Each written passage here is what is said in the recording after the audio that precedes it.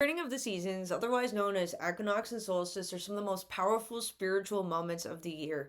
Celebrated cross culturally from Ireland to England to Canada to Machu Picchu to all over the world, this is one of those times where you have this lineup of spiritual traditions saying the exact same thing, and that is that when the sun and the moon come into balance, as it does an equinox, something special happens.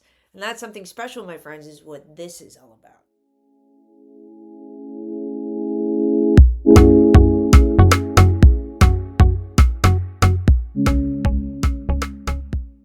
Welcome back to my channel. My name is Katie. I'm a psychopomp, and being very honest, Equinox has time and again changed my life. This particular equinox, unless you were living under a rock, you know that things are feeling incredibly intense. That is because we are having an eclipse pocket happening right before it. Today, I want to talk just a little bit about bringing the power of Equinox into your life for the next season, why what you do now matters, and how to push through any of that discomfort or intensity that you are feeling to make sure that you are grounding the next season in what is important to you.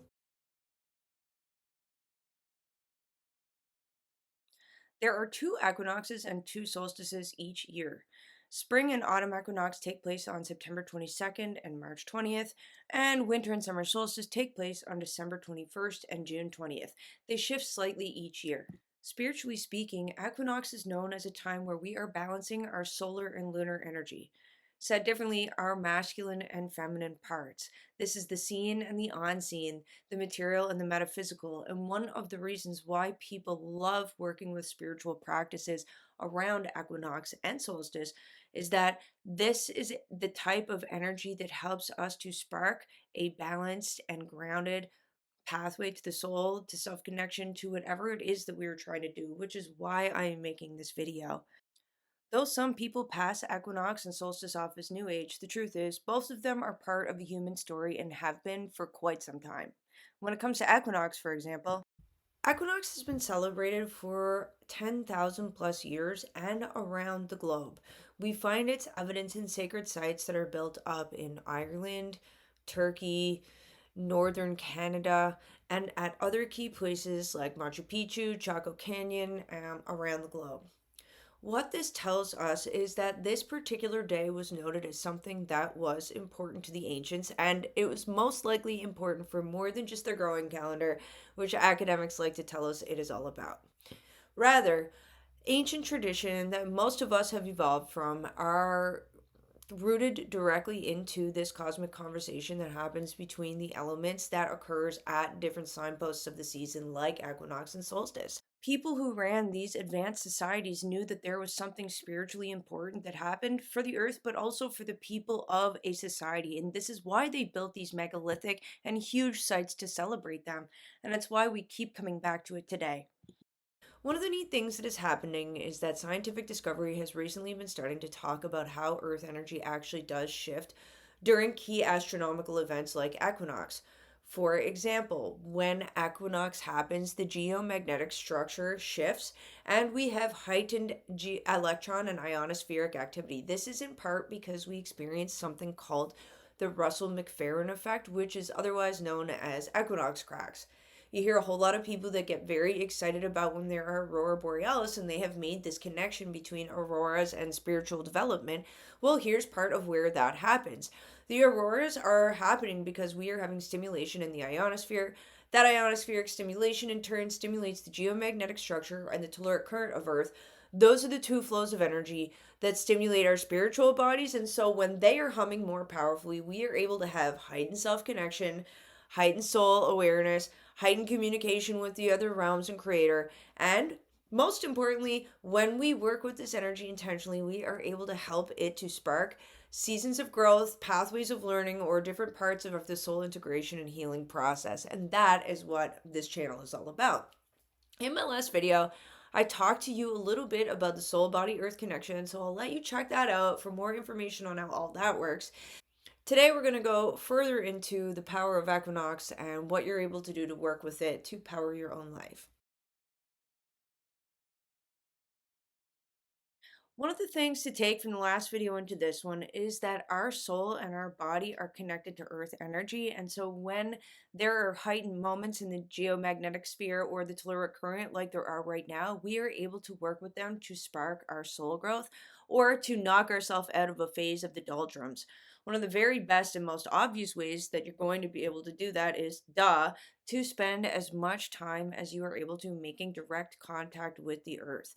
The more that you spend time outside between now and probably around the 10th of October or during any gateway, the more that you are able to bring in that energy that is going to help fuel the biological and spiritual process that soul awakening and activation is. It takes energy, and anyone who's been through it knows it can also feel up and down. The earth will also help you with that. Another thing that you can do is to get intentional with it. The more that you put out into the universe what it is that you are looking to experience, the more the universe is going to bring that to you. Especially if you are doing things like working with your intentions while you are in direct earth connection. You become a beacon point and your intentions call out your pathway for the entire season. I know it sounds cheesy, but trust me, it works. One of the best things that you can do is to plan a nature adventure on or around equinox so that you can get out there and bathe in this energy, but also get to experience the changes in earth and yourself that it can promote. It might not be the very first day that you have these great transformations, but trust and believe that what you do on these days is going to help you awaken, activate, or connect to yourself.